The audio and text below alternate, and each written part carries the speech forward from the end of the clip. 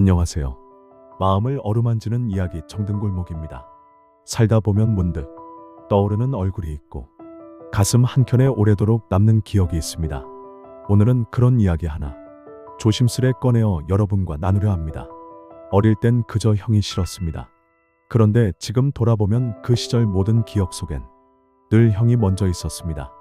어느 날 사진첩을 펼치다 보니 유난히 많이 나온 사람이 있었습니다. 늘 뒷모습이었고 내 옆에 서 있었고 내가 울면 등을 돌리고 멀어지는 그런 모습. 형이었습니다.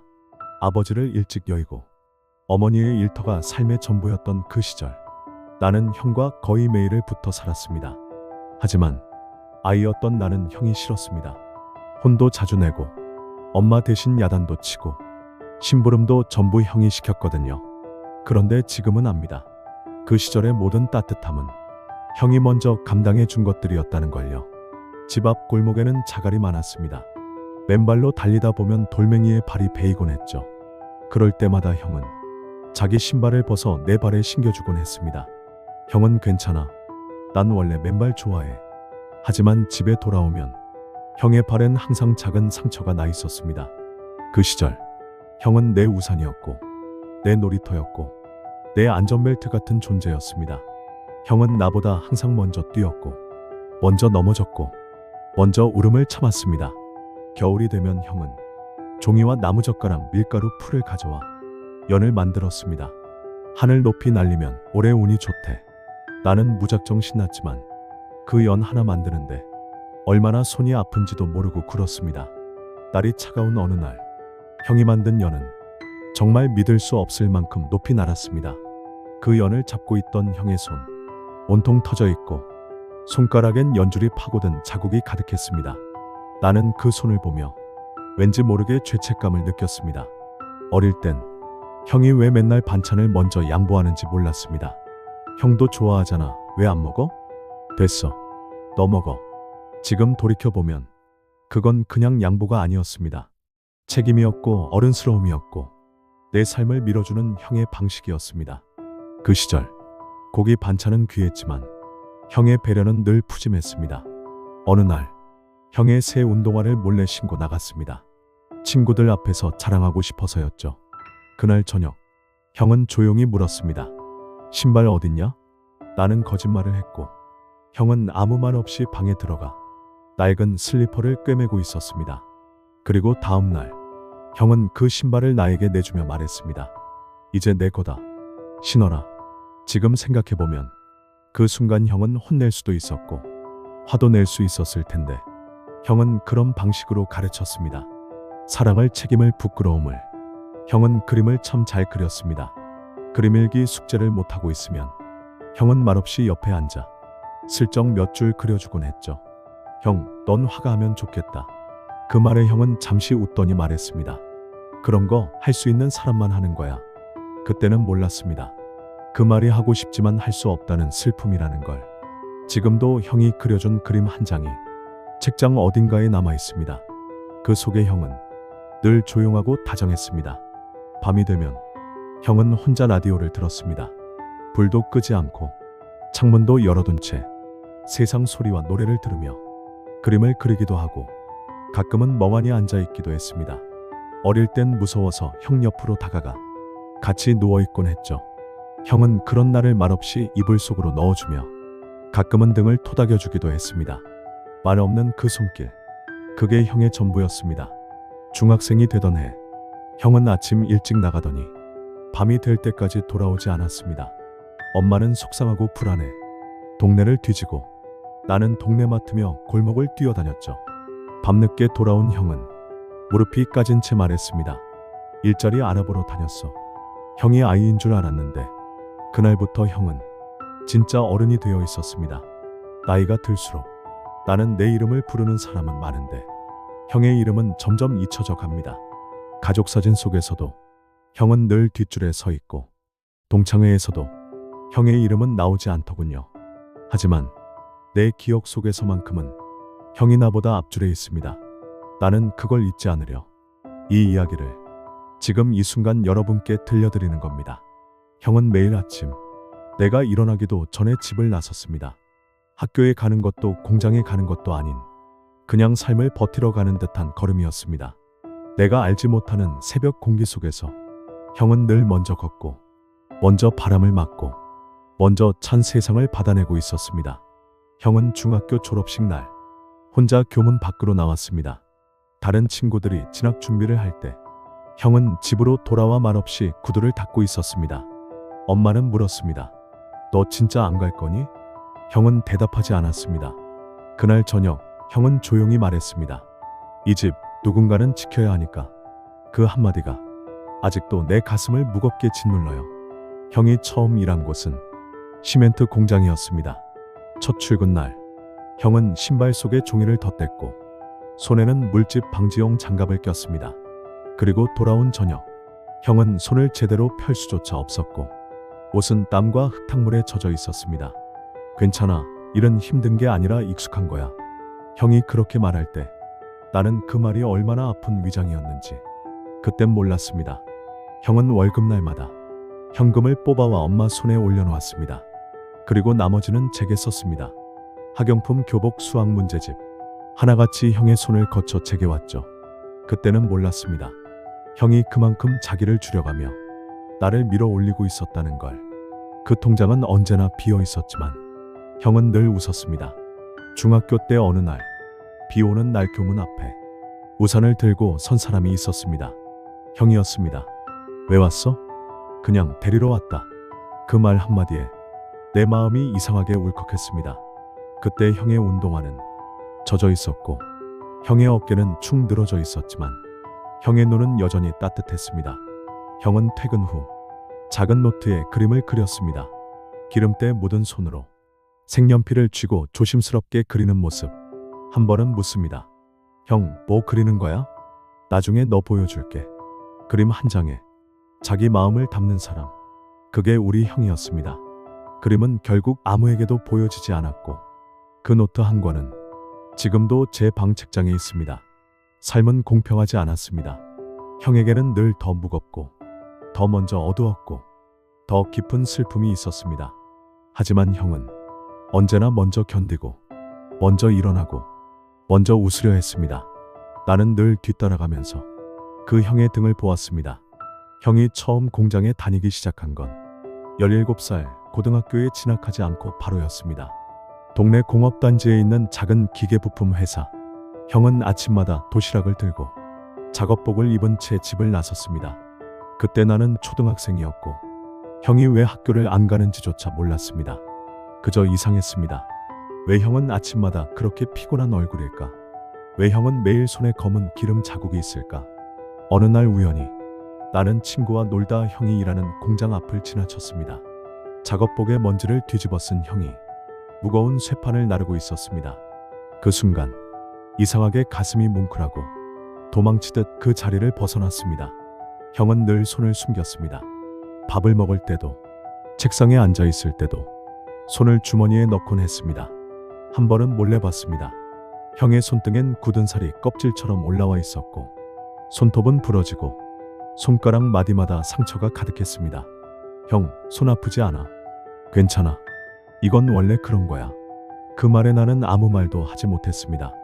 형의 손은 어른보다 더 일찍 늙어 있었습니다.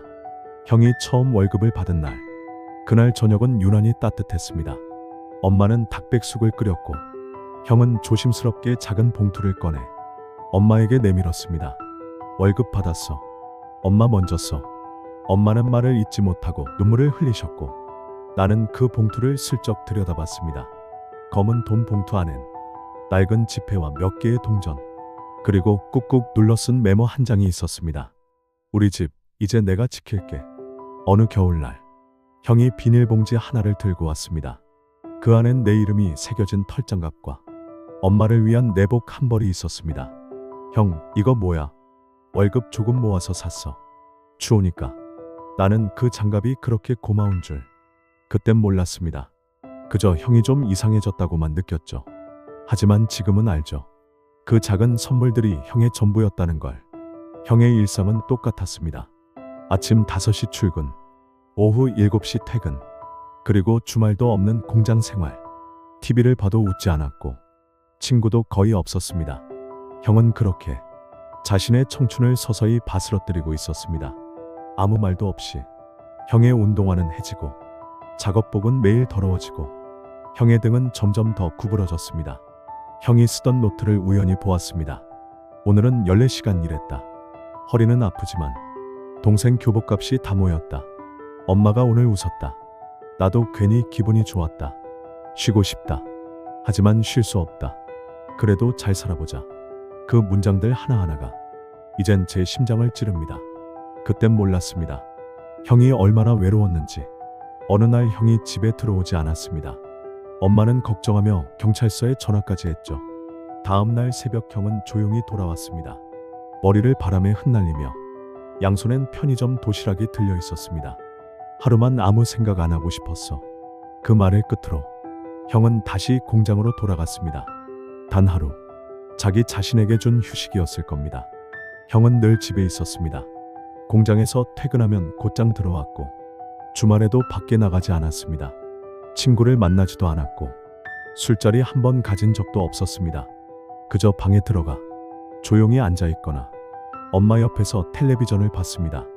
형은 말이 없었고 그 침묵이 어릴 땐 답답하게만 느껴졌습니다.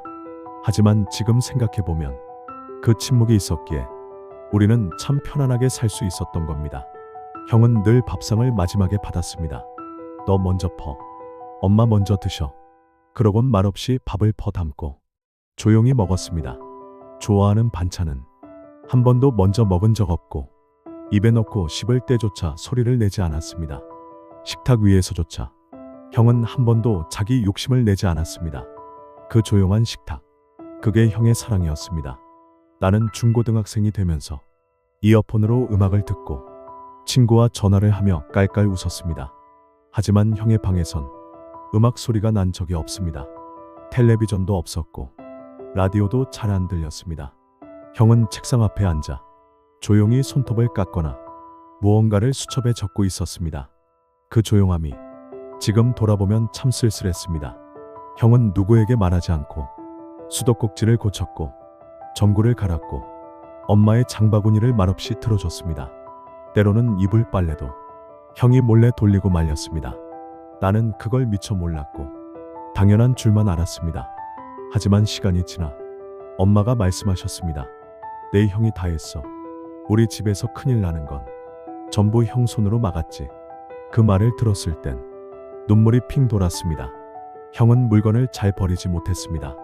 다 다른 공채 끊어진 신발끈, 깨진 컵조차 버리지 않았습니다. 왜 안 버려? 아직 쓸 수 있어. 형의 방 구석에는 찢어진 만년필도 있었고 깨진 안경도 테이프로 붙여 두었습니다. 지금 생각해보면 형은 그 물건들에 자기 감정을 붙잡고 있었던 것 같습니다.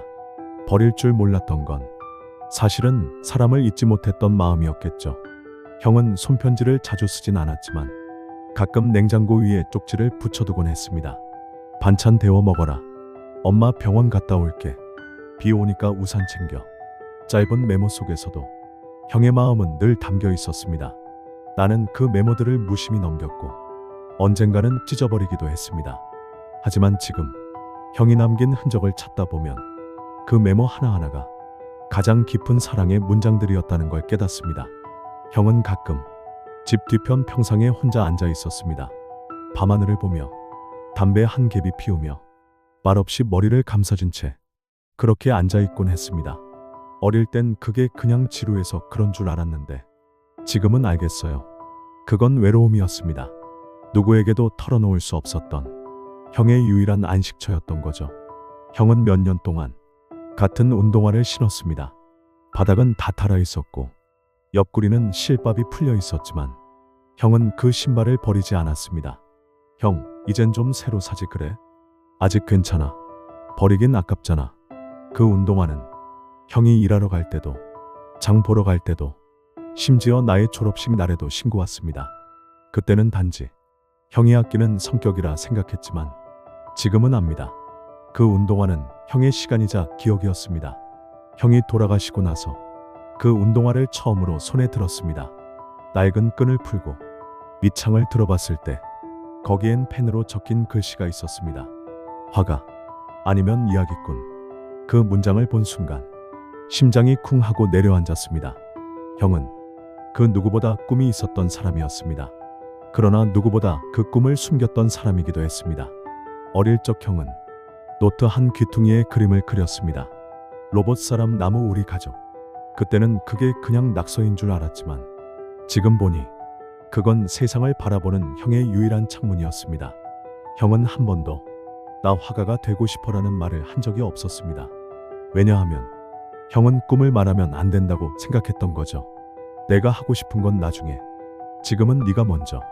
형은 그렇게 자기 시간을 내 시간으로 바꾸며 살았습니다. 형의 방 구석 서랍장 가장 아래에서 오래된 스케치북 하나를 발견했습니다. 페이지마다 연필로 그려진 그림, 그리고 그 옆에 적힌 짧은 글귀들. 세상은 참 크고 나는 참 작다. 그래도 그 속에서 그릴 수는 있다. 동생이 웃는 날은 내가 해 뜬 날이다. 그 글자 하나하나가 제겐 시였고 형이 남긴 마지막 유산이었습니다. 형은 늘 옷이 몇 벌 없었습니다. 겨울 코트 하나, 청바지 2벌, 그리고 그 운동화. 나는 형이 참 무심한 줄 알았습니다. 그런데 나중에 엄마가 말씀하셨습니다. 형은 내 학원비 아낀다고 자기 옷은 5년 넘게 입었다.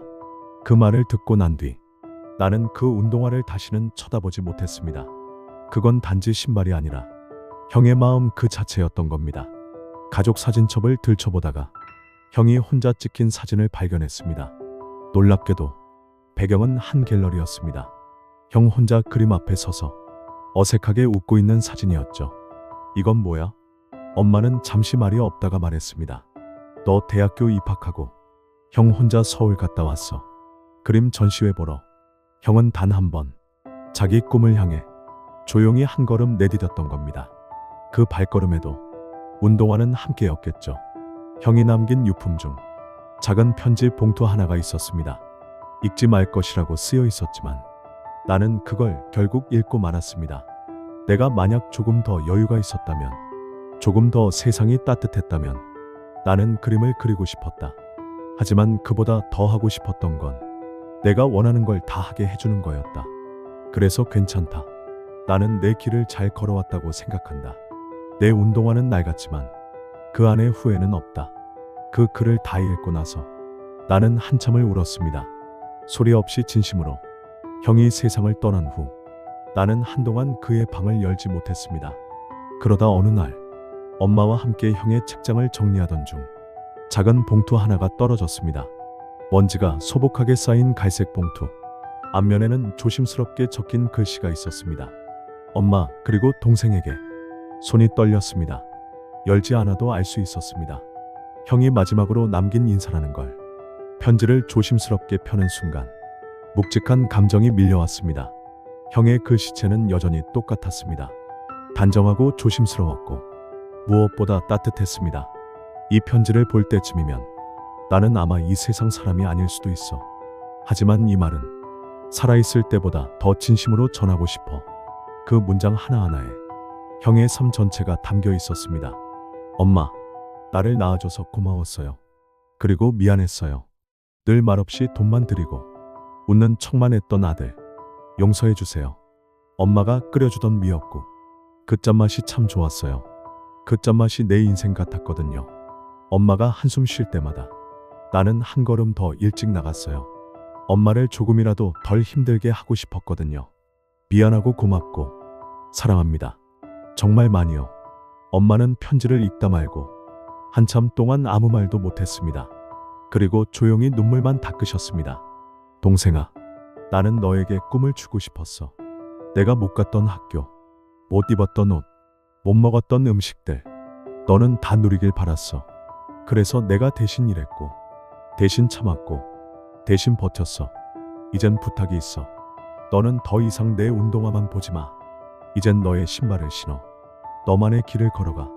형은 그걸 가장 바란단다. 나는 그 문장을 몇 번이고 다시 읽었습니다. 형의 사랑은 정말 컸습니다.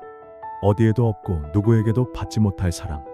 편지와 함께 작은 사진이 한 장 들어 있었습니다.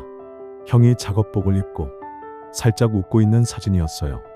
배경은 아무것도 없는 회색 벽. 하지만 그 표정에는 이상할 만큼의 따뜻함이 있었습니다. 그때 느꼈습니다. 형은 마지막까지 우리를 안심시키고 싶었던 거예요. 그 침묵조차 마지막 배려였다는 걸. 형의 운동화는 지금도 집 안 현관 한편에 있습니다. 가끔 그 앞을 지나갈 때마다 왠지 모르게 형이 곁에 있는 것 같은 기분이 듭니다. 비가 오는 날이면 그 운동화 앞에 수건을 하나 깔고, 바람 부는 날이면 괜히 묻은 먼지를 털어줍니다. 그 신발은 이제 단순한 물건이 아니라 형의 존재, 형의 삶 그 자체가 되었어요. 형은 많은 걸 남기지 않았습니다. 큰 재산도, 화려한 업적도, 그 흔한 SNS 사진 한 장조차 없었습니다. 하지만 단 하나, 마음을 남겼습니다. 침묵 속에, 낡은 운동화 속에, 그리고 한 통의 편지 안에. 형은 결국 우리 모두에게 말하고 싶었던 거예요. 사랑했다. 끝까지 온 마음 다해. 그 말을 듣기까지 너무 오래 걸렸지만 지금은 알 것 같아요. 형은 세상에서 가장 조용한 사랑을 했던 사람입니다. 그리고 나는 그 사랑 안에서 평생을 살게 될 겁니다. 긴 이야기 끝까지 함께해 주셔서 진심으로 감사합니다. 여러분의 삶에도 누군가 조용히 지켜준 이름 모를 사랑이 있길 바랍니다. 정든골목은 앞으로도 가슴 따뜻한 이야기로 여러분 곁을 지키겠습니다. 건강하시고 평안하세요.